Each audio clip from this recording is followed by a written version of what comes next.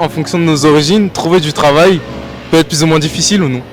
Ouais, je pense que pour certains métiers, certaines origines. En fait, on a tellement de biais dans nos cerveaux. Je pense que c'est ce qui me paraît avec un homme et une femme. Un homme aussi qualifié qu'une femme, il sera plus forcément pris que la femme. Je pense que c'est difficile pour plein de gens. Et je pense que c'est aussi difficile pour plein de gens qui sont, pour reprendre la catégorie dont on parlait avant, des Français de souche. Si on ne trouve pas un emploi, le fait de créer soi-même son propre emploi et ensuite employer des gens qui nous ressemblent, c'est une solution. Alors, vous êtes de quelle origine et vous êtes né, vous avez grandi dans quel pays? Je suis lituanienne russe, j'ai grandi en Lituanie. Et moi je suis français, je suis né en France. Je suis né en France, j'ai grandi en France et en Suisse et je suis d'origine sénégalaise et malienne. Alors moi je suis français et je suis né du coup en France, à Tarbes, voilà, dans le sud-ouest, dans les Hautes-Pyrénées. Je suis né en France et je suis né dans une petite ville de province, à Niort, dans les Deux-Sèvres. Moi française, mon arrière-grand-père dit qu'on est polonais, mais c'est pas vérifié. Et je suis née en France. Moi je suis née en France et j'ai des origines allemandes du côté de mon père. Je suis née en France, je suis française. C'est tout. Je suis d'origine française et vietnamienne. Je suis née en France. Et je connais rien du Vietnam parce que ça date de très très loin. Je suis d'origine marocaine et je suis né au Maroc, précisément à Casablanca. Aujourd'hui, le topo du jour, ça va être de savoir si, en fonction de nos origines, s'intégrer au monde du travail peut être plus ou moins difficile. Donc je vais demander ça à ceux qui sont sur Pigalle, donc un quartier sur Paris. Selon toi, est-ce que, en fonction de nos origines, trouver du travail peut être plus ou moins difficile ou non? Malheureusement, je pense que c'est le cas, même si ça ne devrait pas être, le cas. Je trouve que chaque personne devrait avoir une chance de pouvoir travailler, de pouvoir prouver qu'il peut fonder sa vie, qu'il soit du Maroc, qu'il soit de la France, qu'il soit de n'importe quelle origine. Je trouve que chacun devrait avoir l'égalité dans son pays, dans un pays. Ça peut, oui, ça peut. Ça dépend du travail. Non, après, on tombe toujours sur des personnes qui acceptent moins la diversité culturelle. Moi, dans mon métier, je suis dans les travaux publics, donc on accepte tout le monde. Ça serait difficile dans les travaux publics de ne pas accepter cela. J'imagine. Je sais que j'ai déjà eu du mal à m'intégrer en France avec des Français au début, quand je suis arrivée. Du coup, peut-être qu'au travail, ça doit être encore plus difficile, mais je sais pas. Ah, vu que là, tu travailles pas, c'est ça? Non, je cherche du travail. Ah, et c'est difficile là actuellement ou non? Oui, mais c'est parce que je suis jeune et j'ai pas assez d'expérience. Du coup, c'est le cercle de t'as pas d'expérience, donc t'auras pas de travail. Je pense que ça dépend dans quel pays et quel stade le pays a évolué par rapport à cette problématique-là. Je pense qu'en France, plus ça va, mieux c'est.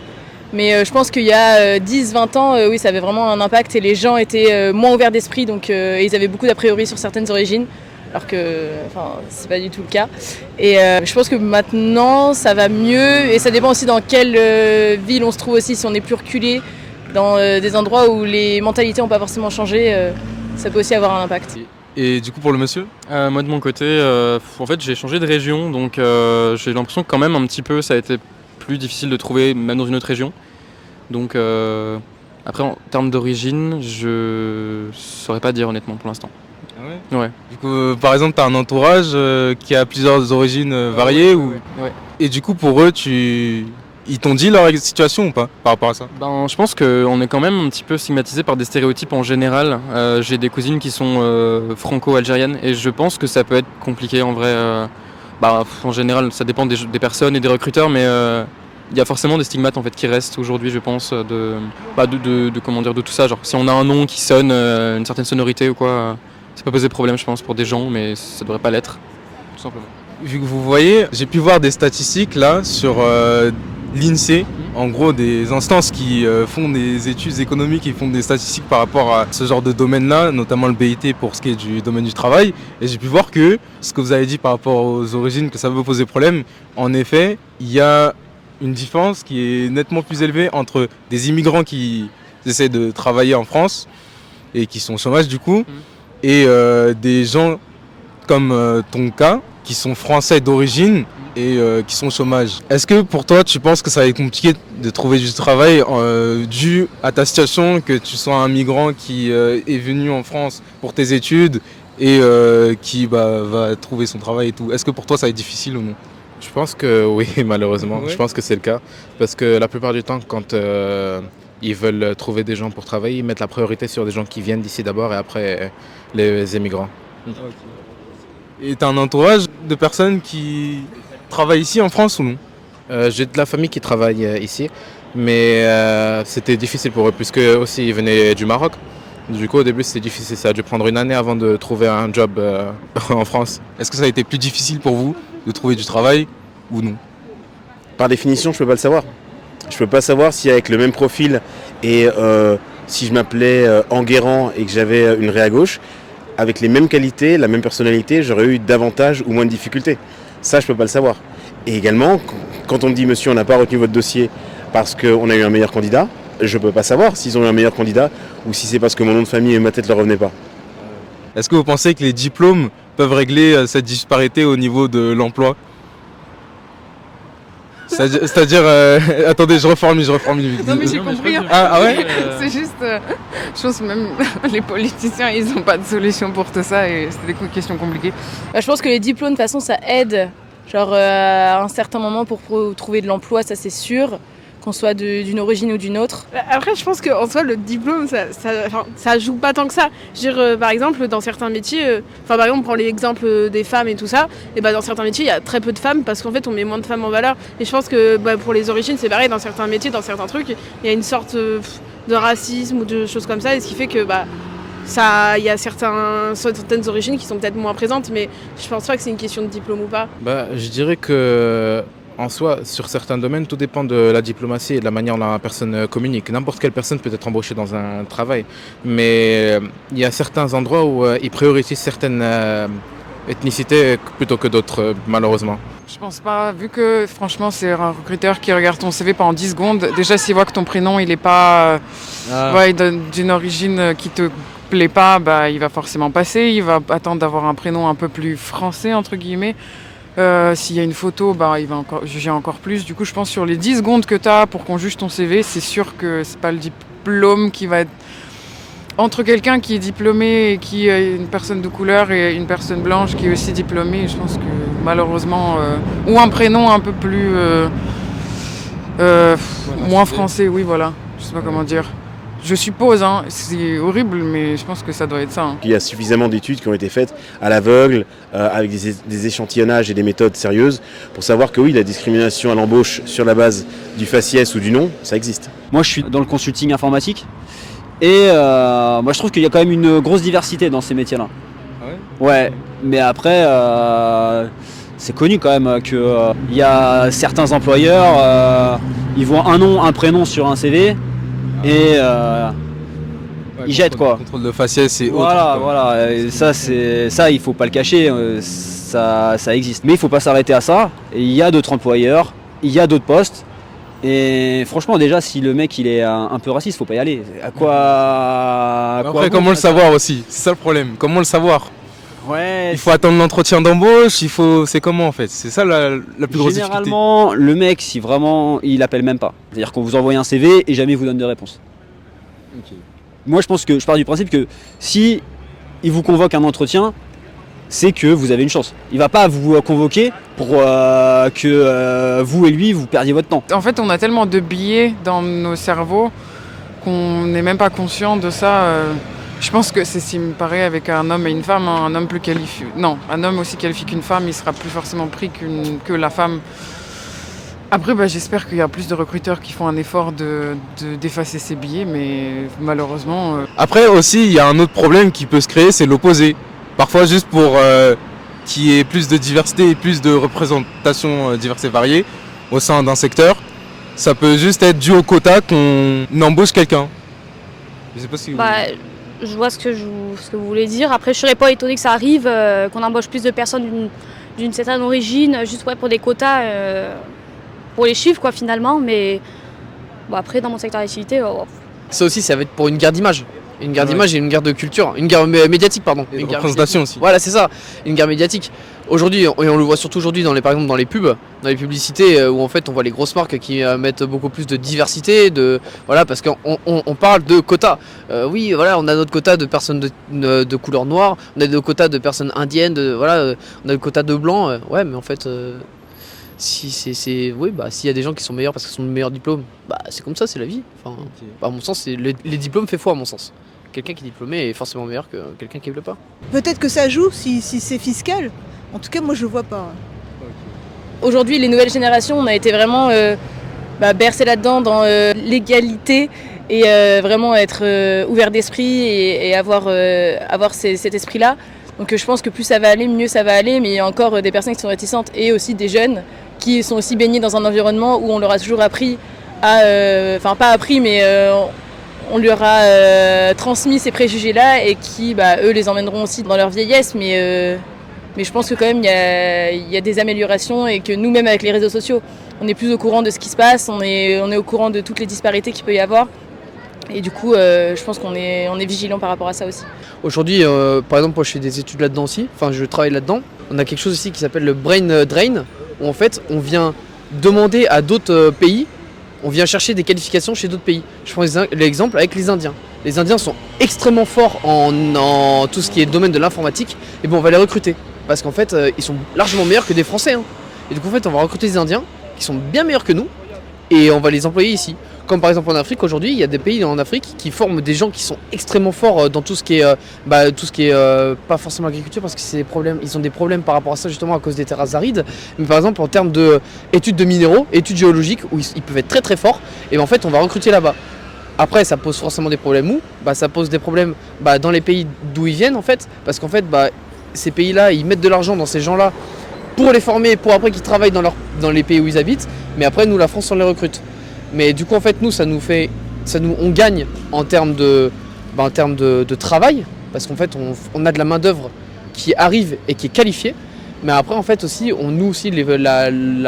l'État français perd aussi des fois en argent, parce que ces gens-là justement qui viennent en France pour travailler, et bien l'argent forcément ils le renvoient à leurs familles qui sont restées dans leur pays d'où ils venaient. Et en fait les deux pays trouvent leur bien, et les deux personnes aussi qui travaillent trouvent leur bien. Les personnes qui viennent des autres pays, qui viennent travailler, en fait, ils produisent de la richesse en France, et du coup, ça fait travailler les Français, et ça fait travailler ces gens-là aussi. Mais aussi, du coup, ça fait perdre de l'argent en France, mais c'est pas un souci, parce qu'en fait, au final, cet argent est bien retransmis. Il est retransmis où ? Aux personnes qui ont beaucoup plus besoin d'argent, par exemple en Afrique, où la pauvreté est réelle, et c'est bien aussi qu'ils aient de l'argent qui viennent des pays développés comme le nôtre. J'ai pu voir qu'il y a certains secteurs où il n'y a pas tant que ça de diversité culturelle, que ce soit au sein de la politique, ou bien de la finance, de la banque, ou bien encore dans d'autres domaines comme l'agriculture. J'avoue, moi je travaille en banque, Ah ouais donc ouais. Après c'est plus en info, donc c'est peut-être aussi différent. Après oui, en soi je trouve pas tant que ça. Après je pense que ça dépend aussi des secteurs, des endroits, d'où on est quoi. Franchement, j'ai plein de copains, je vois en fonction de leurs origines, ils n'arrivent pas à avoir les postes qu'ils veulent. Après, si moi je regarde dans la vie de tous les jours, avec le boulot que je fais, j'ai des collègues quand même qui viennent de différents horizons quand même. Plein de Marocains, Algériens. Voilà, ils ont quand même réussi à bien s'insérer. Mais je pense que c'est peut-être pas partout pareil. À mon avis, c'est si on a une relation à une clientèle. Ça dépend, encore une fois, ça dépend du commerce. Enfin, si je parle de commerce. Mais sinon, a priori non. Hein, puisque à travail égal, diplôme égal, ça devrait aller normalement. Il y a pas mal d'histoires d'immigrants qui font du travail, vous voyez, le vrai charbon, quoi, aller à l'usine et tout, quoi. Ouais, je sais. Ils choisissent certains types de personnes pour travailler dans certains domaines. Voilà, dans certains domaines, et ils priorisent d'autres personnes pour travailler dans des domaines un peu plus élevés.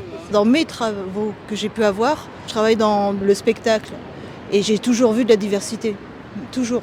L'événementiel. Oui, événementiel, télé, oui. Ah, la télé aussi ?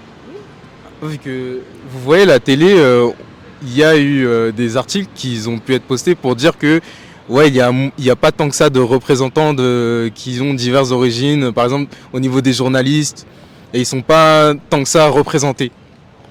Alors ça, après, c'est une histoire de visibilité.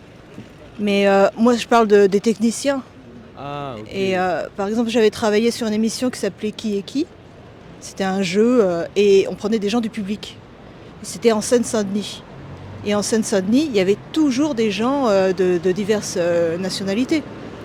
Au point qu'il y a la production qui recevait des lettres de spectateurs qui n'étaient pas contents.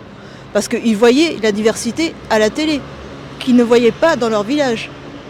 Et je parle de ça il y a 30 ans. Hein. Ah, il y a 30 ans ? Ouais. Ah, donc la situation quand même, elle a changé depuis. Oui, mais depuis je suis plus à la télé. Après aussi, il peut y avoir le facteur du lieu géographique où on se situe qui peut être pris en compte.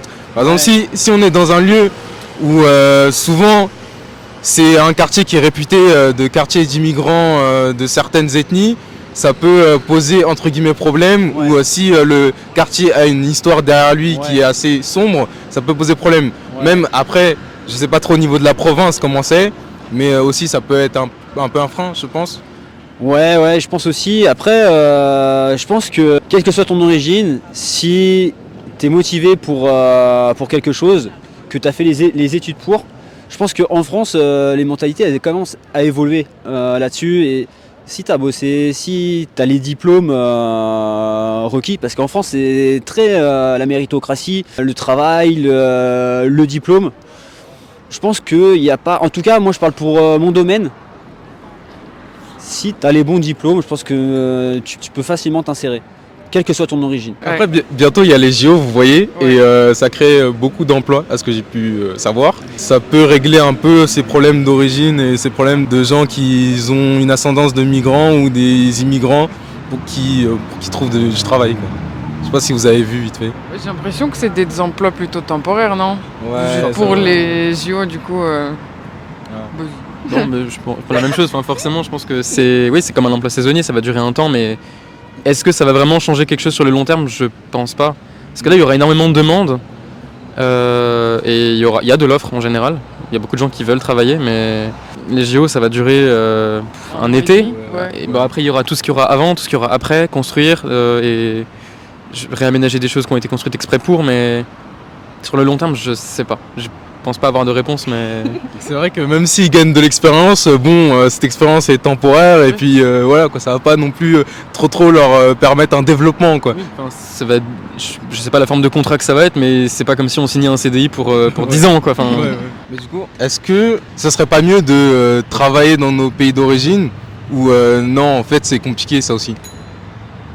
Alors oui, mais la première question que vous m'avez posée, c'est où est-ce que vous êtes né? Moi je suis né ici. Donc mon pays d'origine c'est quoi? C'est le pays où je suis né et où j'ai grandi? Ou c'est le pays où mes parents sont nés et ont grandi? Mon pays à moi. Donc si du coup je vais au Sénégal et au Mali, je suis perçu comme un Sénégalais et un Malien, ou alors un Français d'origine sénégalaise et malienne qui réémigre. Et à ce moment-là je suis traité comme un migrant là-bas. Pas facile. C'est intéressant ce que vous dites, vu que vous voyez, dans la notion de pays d'origine que je disais, la plupart des gens avec qui j'ai pu parler de ce sujet-là, ils ont compris le pays, en gros, où il y a nos racines. Donc, si on part de ce principe-là, pour votre cas, vos pays d'origine sont le Sénégal et le Mali, c'est ça? Alors, ça, c'est le pays d'origine de mes parents.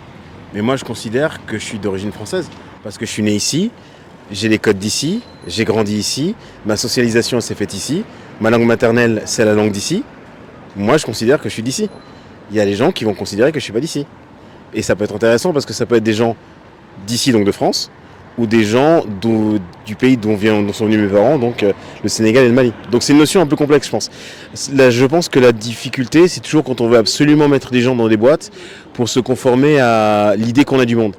Et parfois, les gens, ils sortent un peu des cadres, et soit on peut décider qu'on ne comprend pas et que c'est leur problème, ou alors on peut décider que ça, c'est intéressant, on ne voyait pas les choses comme ça, et puis creuser, et puis connaître un peu mieux l'autre. Mais pour toi, vu que tu as des origines qui viennent de l'Allemagne, est-ce que, genre pour toi, en Allemagne, tu aurais eu plus de facilité de même développer ta carrière dans le secteur de la banque, ou non en fait? Après, mon famille peut-être aiderait un peu, c'est une sorte de consonance allemande, mais sinon, en soi, j'avoue que j'en ai aucune idée.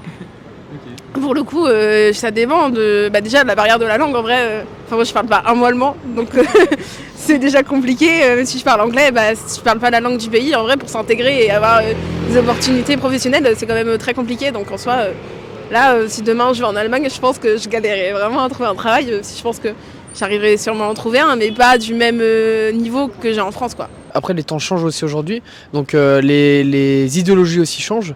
Et donc, c'est vrai que ça peut être aussi plus compliqué pour les personnes qui ont des ancêtres de migrants, qui sont venus il y a peut-être 40-50 ans en France. Ça peut être aussi plus compliqué pour eux de trouver du travail. Mais aussi, ces gens-là, ils peuvent aussi avoir aussi la facilité dans un sens à trouver du travail parce que souvent c'est les gens qui ont des parents qui sont là depuis plus de 50 ans, mais ils ont déjà aussi des entreprises familiales et qui sont venus justement pendant la reconstruction de la France, à l'issue de la Seconde Guerre mondiale. Et là où par exemple justement la France, comme d'autres pays aussi en Europe, où on ouvert entre guillemets les vannes, je prends vraiment des pincettes, mais des vannes pour apporter l'immigration pour travailler. Voilà. Et oui, en fait, après, il y a des problèmes partout aussi pour travailler. Il y avait quelqu'un que j'avais pu interviewer qui avait dit que les entreprises familiales, il y en a beaucoup qui créent ça en fait et qui sont immigrants. Est-ce que vous êtes d'accord par rapport à ça ou... Je suis pas sûr d'avoir compris la question, pardon. En gros, vous voyez des Pakistanais qui créent leur boutique. Est-ce que c'est dû au fait que s'intégrer au travail pour eux, c'est difficile ou non? Honnêtement, je pense que c'est une réponse en fait à ce problème-là, le fait de, si on trouve pas un emploi, le fait de créer soi-même son propre emploi et ensuite employer des gens qui nous ressemblent, c'est une solution, je pense. Mais ça peut être compliqué quand même de trouver sa place, d'avoir une légitimité aussi dans ce genre d'action-là, parce que forcément des fonds, forcément des moyens, et c'est pas aisé pour tout le monde, quoi, je pense. Puis même parfois, par exemple en France, ça peut être mal vu de créer ce genre de boutique, et puis même il y en a qui créent ce genre de boutique et ils font en fait du travail au noir. Par manque de choix, je pense. Par manque de choix? Bah oui, quand même. Je pense que si tu as l'opportunité de travailler, faire ça correctement sans avoir peur d'avoir des problèmes avec la loi, tu le ferais, mais si tu n'y arrives pas forcément, peut-être. En ayant tout cet argumentaire en soi, des pays comme la France, des pays riches, est-ce que c'est tant vrai que ça, le fait qu'il y ait plus d'opportunités pour trouver de l'emploi ou non en fait, pour quelqu'un qui vient immigrer en France?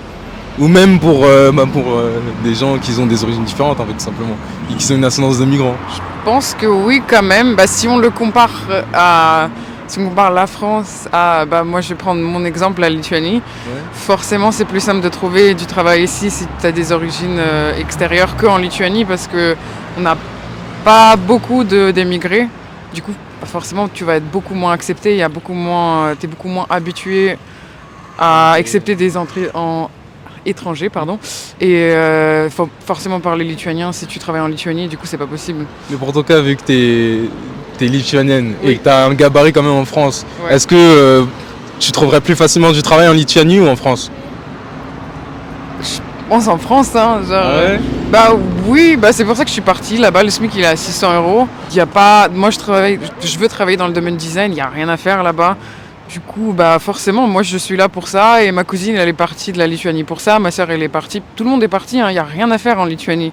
Si t'es jeune, j'abuse un peu, c'est un pays trop beau, mais c'est pour ça que je suis là, c'est pour trouver du travail. Après, je pense que ça dépend où tu vas en France. Enfin, forcément une grande ville ça aide, mais si tu vas dans la Creuse, tu vas pas pouvoir trouver du travail dans la Creuse, ou alors difficilement, et encore plus je pense si t'es une personne soit racisée, soit étrangère, soit avec un autre bagage. Je pense que c'est difficile pour plein de gens.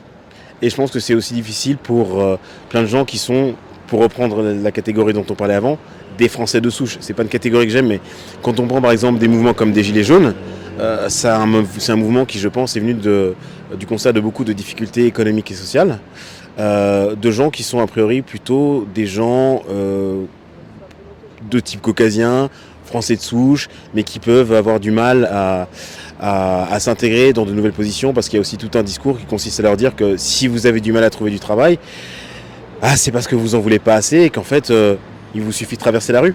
Quand le président de la République a tenu ce propos, c'était pas quelqu'un qui était un arabe ou un noir, il l'a tenu à un français bien blanc. Et pourtant je pense que c'est difficile. Je pense surtout à Paris. Après en province, je pense que c'est plus compliqué, mais à Paris il y a quand même pas mal de boulot. Moi je vois, je suis originaire d'une petite ville de province, et il y a beaucoup moins de choix, c'est pas les mêmes salaires, c'est pas les mêmes opportunités. Paris, en plus, c'est beaucoup plus cosmopolite. C'est vraiment la ville de France la plus cosmopolite. Donc franchement, je pense que Paris, c'est une bonne ville pour pouvoir s'épanouir professionnellement et pour pouvoir évoluer. Je pense qu'aujourd'hui, on essaie de donner la chance à quiconque. Enfin, du moins, c'est ce que le gouvernement essaie de nous transcrire. Et voilà. Je pense que oui. Après, pareil, nous, on n'est pas forcément les mieux placés parce que on est né en France, on est d'origine française. Du coup, on n'est pas les mieux représentatifs de cette situation-là non plus. Moi, pareil, j'ai pas eu l'occasion de rencontrer ce genre de cas, et tous mes amis qui sont d'autres origines que françaises ou qui sont pas nés en France, eux, ils ont plutôt réussi à bien s'intégrer et à trouver du boulot assez facilement, etc. Quand on discute un peu avec des gens, on se rend compte que il y a des personnes d'origine autre que française, et ils ont un peu plus de mal à trouver du boulot. Il suffit que tu aies un accent très prononcé ou des choses comme ça. En fait, les gens, en fait, ils ont un peu un frein, en fait, on va dire, et ce qui est dommage, parce qu'en soi, ça veut rien dire. Préjugés. Ouais. Aujourd'hui, avec l'actualité, avec les JO, par exemple, les JO, en fait, où c'est vraiment, c'est vraiment un enjeu économique, mais de ouf, avec les JO, où justement, on emploie des gens qui ont besoin de travail, tout simplement. Et en fait, c'est pour ça que aujourd'hui, les Français sont très capricieux. Les Français sont très capricieux. Ils n'ont pas envie de faire ce qu'on appelle les travails de l'ombre. Je vais prendre des exemples, je vais être cash. Par exemple, les éboueurs. C'est pas un travail qui est très glorifiant aux yeux de la société. Voilà. Mais c'est un travail qui mérite d'être là et qui est encore là. Et on l'a vu avec Paris, où quand les éboueurs l'année dernière faisaient grève, c'était sale partout. Et en fait, ces gens-là, les migrants par exemple qui viennent en France et qui cherchent du travail, ont dans certains domaines plus de difficultés à en trouver, comme vous l'avez dit avec tout simplement la politique, etc. C'est compliqué. Mais par exemple dans ce qui est travaux de l'ombre, ils seront plus présents aussi. Parce qu'en fait ce sera un travail qui sera certes compliqué à faire, mais en fait il n'y aura pas forcément de regard là-dessus. Et c'est ça aussi qui est dommage aussi. Parce que pour moi, je préfère honnêtement, et ça dans mon travail je le vois, je préfère voir quelqu'un qui n'est peut-être pas forcément français mais qui est beaucoup plus compétent que voir quelqu'un qui est français mais qui est moins compétent. Alors, c'était tout pour la vidéo, j'espère que vous avez apprécié le contenu. Il y a beaucoup de sujets qu'on n'a pas pu aborder par rapport à cette thématique-là. Donc n'hésitez pas à lâcher des commentaires et pas juste à liker, à vous abonner bien sûr. Sinon, mis à part les micro-trottoirs que je fais du podcast où j'interviewe des personnes en aparté que j'appelle les VIP et où on parle de leur rapport avec leurs origines et également de leur vécu en France ou dans d'autres pays. C'est dispo sur toutes les plateformes de streaming. N'hésitez pas à me contacter sur Instagram par exemple ou via mail si vous voulez participer. Allez, à la prochaine!